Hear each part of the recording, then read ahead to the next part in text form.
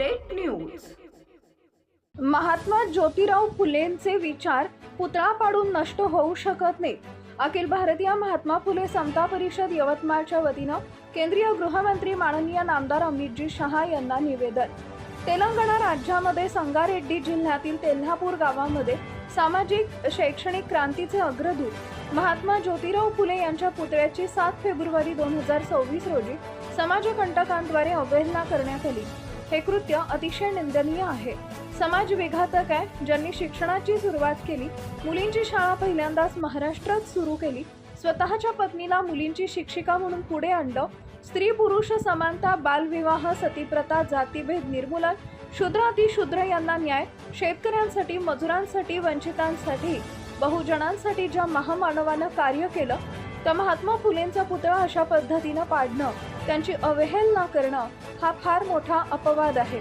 याही काळात अनेक लोकांना त्यांचे विचार पटत नाहीत असं यामधून निदर्शनास येतं, पण या महान समाज सुधारकाला अशा पद्धतीचा अपमान आम्ही सहन करणार नाही। शुभ फुले शाहू आंबेडकरांचा महाराष्ट्र पेटून उठेल, यावर तेलंगणा सरकारनं लक्ष घालून दोषींवर कठोर कायदेशीर कारवाई करण्यात यावी असं निवेदन यावेळी भारताचे केंद्रीय गृहमंत्री माननीय नामदार अमितजी शहा यांना माननीय जिल्हाधिकारी यवतमाळ यांच्या मार्फत अखिल भारतीय महात्मा फुले समता परिषदेच्या वतीनं निवेदन देण्यात आलं आहे।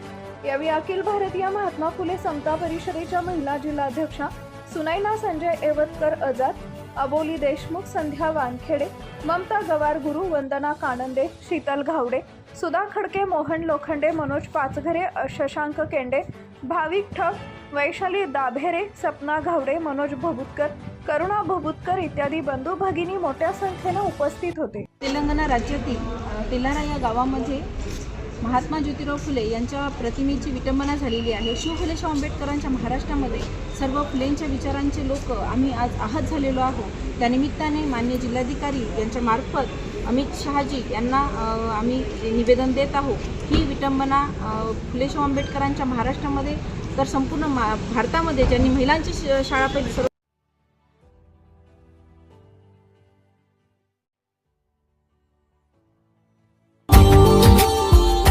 Subscribe now and press the bell icon. Never miss an update.